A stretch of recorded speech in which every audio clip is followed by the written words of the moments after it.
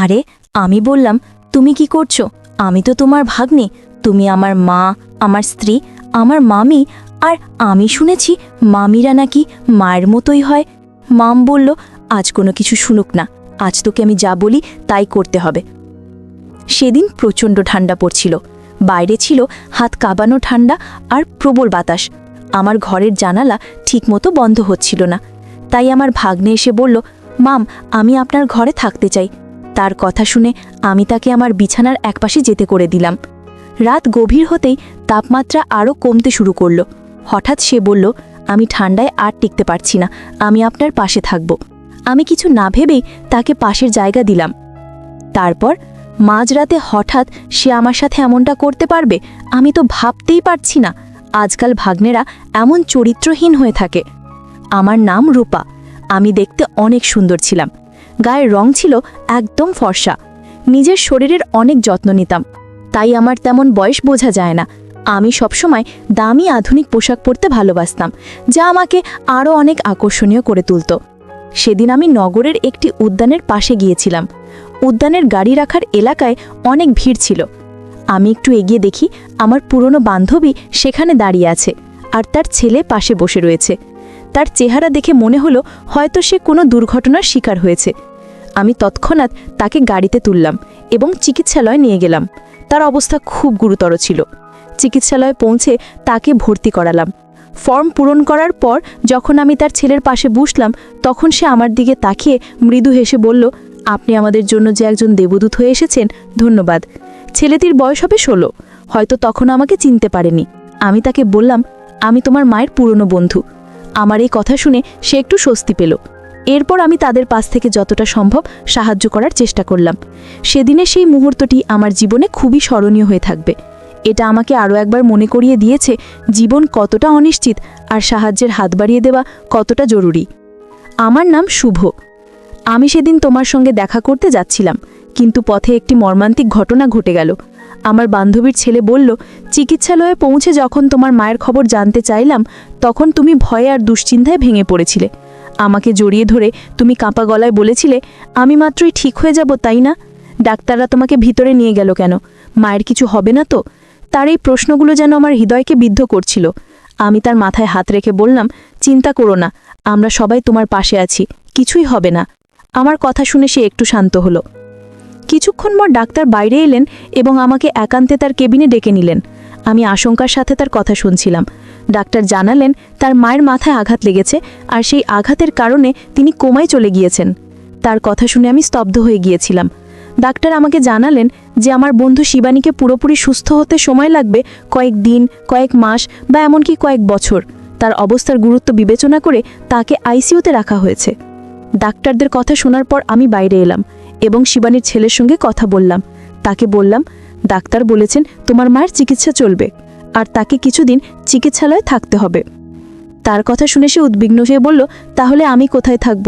মা যদি এখানে থাকেন, আমি একা কিভাবে থাকব? আমি তাকে আশ্বস্ত করে বললাম, তুমি চিন্তা করো না, যতদিন তোমার মা সুস্থ না হন তুমি আমার সঙ্গে থাকবে। তোমার মায়ের জন্য চিকিৎসালয়ের সমস্ত দায়িত্ব আমি নেব, কারণ সে আমার খুব কাছের একজন বন্ধু। এরপর আমি জানতে চাইলাম, তোমার বাবার কথা কি ভাবছ? তিনি কোথায় আছেন? সে মাথা নিচু করে বলল, মায়ের সঙ্গে বাবার ঝগড়া হয়েছিল, তারপরে মা রাগ করে আমাকে নিয়ে এখানে চলে এসেছিলেন। আমি বাবার কাছে ফিরে যেতে পারবো না, কারণ তার কাজ বাইরে, আর তিনি এখন কোন পল্লীতে আছেন তাও জানি না। এমনকি আমি নিজেও তার সঙ্গে দূরত্ব বজায় রেখেছি, হয়তো তিনি আমার উপর রাগ করেছেন। আমি তাকে বললাম, তুমি এসব নিয়ে চিন্তা করো না, যতদিন তোমার মা সুস্থ না হন তুমি আমার সঙ্গে থাকবে, আমরা একসঙ্গে সব কিছু সামলাবো। তারপর আমরা দুজনে চিকিৎসালয়ের পরিবেশে থাকতে পারছিলাম না, তাই আমি একজন নার্সের সঙ্গে কথা বললাম এবং তার সাহায্য চাইলাম, যাতে চিকিৎসা সম্পূর্ণ প্রক্রিয়া সঠিকভাবে এগিয়ে যায়। শিবানীর চিকিৎসার দায়িত্ব নেওয়ার পর বুঝতে পারলাম চিকিৎসালয়ে দীর্ঘ সময় থাকা আমার পক্ষে সম্ভব নয়, কারণ আমার কাজের দায়িত্ব ছিল। তাই আমি তার ছেলে শুভকে আমার বাড়িতে নিয়ে এলাম। বাড়িতে আসার পথে তার জন্য কিছু প্রয়োজনীয় পোশাক কিনে দিলাম, কারণ তার কাছে তেমন কিছুই ছিল না। সেদিন শুভ খুবই মনমেরা ছিল। রাতে আমি অনেকবার তার রুমের সামনে গিয়ে দেখি সে কেমন আছে। সময়ের সঙ্গে সঙ্গে সে স্বাভাবিক হয়ে উঠবে।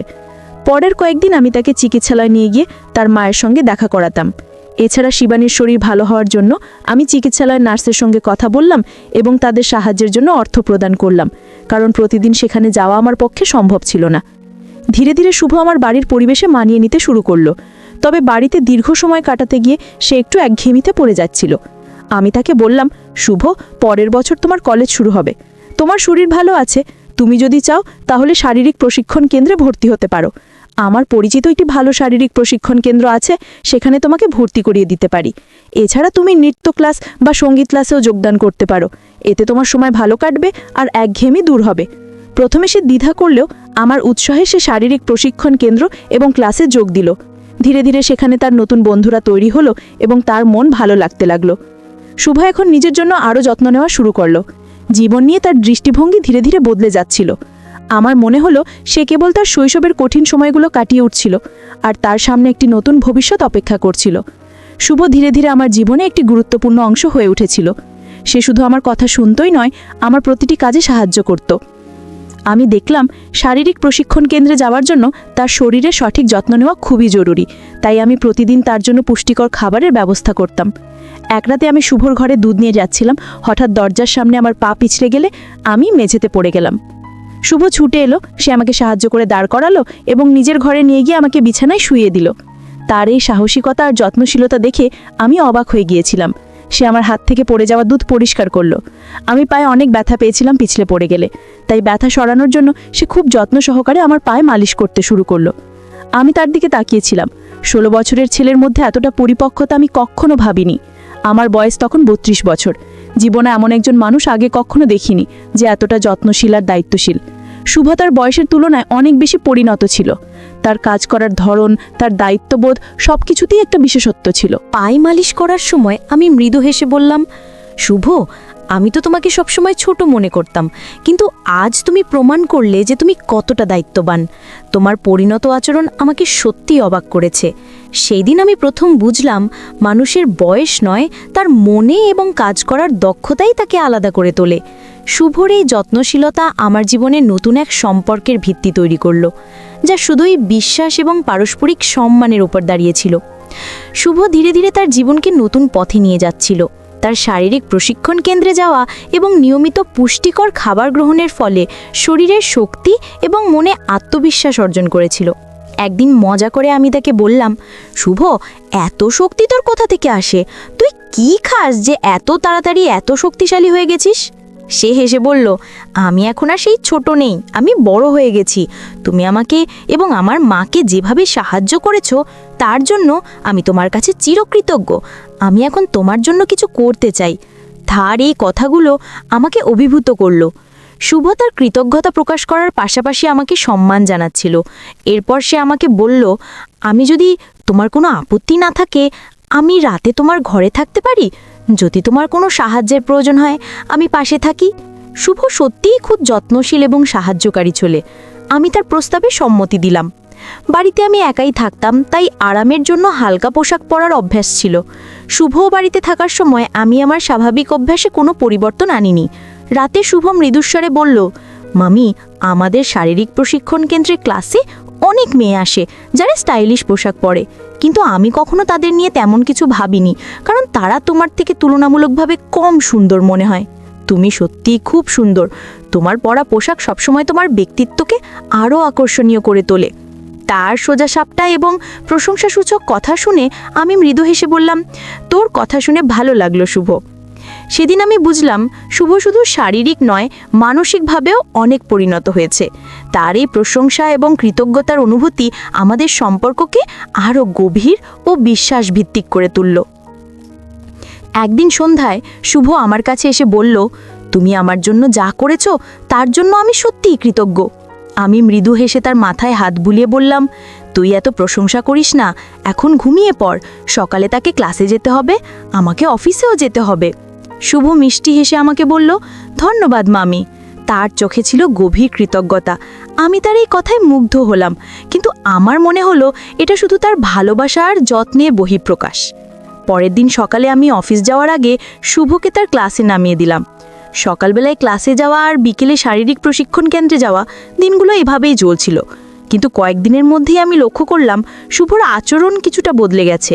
বিকেলে যখন আমি তাকে শারীরিক প্রশিক্ষণ কেন্দ্র থেকে আনতে যেতাম তখন সেই তার বন্ধুদের সঙ্গে কথা বলতো, কিন্তু আমাকে দেখার সময় তার চোখে একটু অস্বস্তি লক্ষ্য করতাম। বাড়িতে ফিরে তাকে কিছুটা উদাসীন আর বিরক্ত মনে হতো। একদিন আমি তাকে জিজ্ঞাসা করলাম, শুভ, তুই এত চুপচাপ আর বিরক্ত কেন? কিছু হয়েছে? শুভ একটু দ্বিধা করে বলল, আমি সত্যি বলতে তুমি আমার এই চুপ থাকার কারণ। যখন তুমি আমাকে শারীরিক প্রশিক্ষণ কেন্দ্র থেকে নিতে আসো, আমার বন্ধুরা তোমাকে নিয়ে কথা বলে, তাদের কথা শুনে আমার খারাপ লাগে। আমি অবাক হয়ে বললাম, কেন খারাপ লাগে? ওরা কি বলে? শুভ বলল, তারা তোমাকে নিয়ে হাসি তামাশা করে।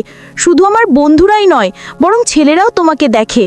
তুমি যেমন আছো তেমনই থাকো, কিন্তু আমি চাই না তোমার দিকে কেউ অন্য দৃষ্টিতে তাকান, কারণ কারণ আমি তোমার জীবনের এক বিশেষ মানুষ, আর তোমাকে আমি সেভাবে দেখি। তার এই কথা শুনে আমি বিস্মিত হলাম। শুভর মধ্যে যে একটা দায়িত্ববোধ আর সুরক্ষার অনুভূতি কাজ করছে।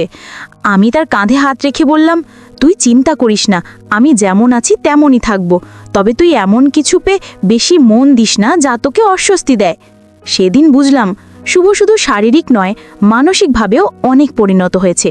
তার এই যত্নশীলতা আমাকে তার প্রতি আরও মমত্ববোধ পূর্ণ করল। সেদিন সন্ধ্যায় শুভ আমার কাছে এসে তার চিন্তাগুলো শেয়ার করলো। তার মুখে একটা গভীর চিন্তার ছাপ ছিল। আমি তাকে জিজ্ঞাসা করলাম, তুই এত চিন্তিত কেন? শুভ একটু ইতস্তত করে বলল, মামি, আমি আসলে বলতে চাইছিলাম যে তুমি শুধু আমার আপন। এই কথায় আমি একটু হেসে বললাম, এটা তো জানি, কিন্তু তুই এত সিরিয়াস হচ্ছিস কেন? শুভ লজ্জায় একটু মাথা নিচু করে বলল, আমি আসলে তোমাকে খুব ভালোবাসি, কিন্তু মামি হিসেবে তুমি আমাকে এত সাহায্য করেছো, সেটা আমি কখনো ভুলতে পারবো না। সেদিন রাতে সে আবার আমার ঘরে এসে ঘুমানোর বায়না করলো, কিন্তু আগের দিন রাতে ঘুমানোর সময় তার অস্থিরতা দেখে আমি তাকে নিজের ঘরে ঘুমানোর কথা বললাম, তুমি নিজের ঘরে ভালো করে ঘুমাও, আমি তো পাশের ঘরেই আছি। পরের দিন অফিস থেকে ফিরে আমি শুভকে শারীরিক প্রশিক্ষণ কেন্দ্র থেকে আনতে গেলাম। আমি সেদিন একটু ভিন্ন পোশাক পরে গেলাম, যা আগের দিনের পোশাক থেকে আরও একটু আধুনিক ছিল। যখন শারীরিক প্রশিক্ষণ কেন্দ্রের বাইরে দাঁড়িয়ে স্কুটির হর্ন বাজাচ্ছিলাম, শুভ জানলা দিয়ে আমাকে দেখছিল। তার কয়েকজন বন্ধু তখন তার সঙ্গে ছিল। আমি তাকে একটু তামাশা করার জন্য চমকে দিতে চেয়েছিলাম। কিছুক্ষণ পর শুভ দৌড়ে এসে আমার পিছনে বসলো। তুমি যা করছো সবই আমার জন্য স্পেশাল, কিন্তু তুমি এমন করে আমাকে আর চমকে দিও না। তার এই সরল কথায় আমার মন ভরে গেল। শুভ ধীরে ধীরে পরিণত হচ্ছিল। তার যত্নশীলতায় আমি প্রতিনিয়ত মুগ্ধ হচ্ছিলাম। এটাই ছিল আমাদের সম্পর্কের গভীর বন্ধন, যেখানে আমরা একে অপরের প্রতি মমত্ববোধ ও ভালোবাসা দেখাতাম। আমরা তখন বাইকে ছিলাম। আমার মনে হচ্ছিল কিছু একটা অস্বাভাবিক হচ্ছে, কিন্তু তেমন গুরুত্ব দিইনি। আমি গাড়ি রাস্তার পাশে থামিয়ে তাকে নামতে বললাম। সে নামার পর আমি রাগী গলায় বললাম, তুমি এটা কি করছো? আমি আগেই বলেছিলাম যে শারীরিক প্রশিক্ষণ কেন্দ্রে এমন ছোট পোশাক পরে যাওয়া ঠিক না, কিন্তু তুমি ইচ্ছে করে আমার সামনে আরও ছোট পোশাক পরে এসেছিলে। যাই হোক, বাড়িতে এসে রাতে খাওয়া দাওয়া সেরে আমি তাকে বললাম, তোমার ঘরে গিয়ে শুয়ে পড়ো। কিন্তু শুভ নিজের রুমে গিয়ে শুয়ে পড়ল। রাতে হঠাৎ করে আমি শুভকে ডাকলাম, শুভ, আমার পায়ে অনেক ব্যথা করছে, তুমি একটু মালিশ করে দাও, আমি পায়ের ব্যথায় মরে যাচ্ছি। তারপর শুভ আসলো, আমার পায়ে মালিশ করে দিতে লাগলো, আর 5 মিনিটের মধ্যেই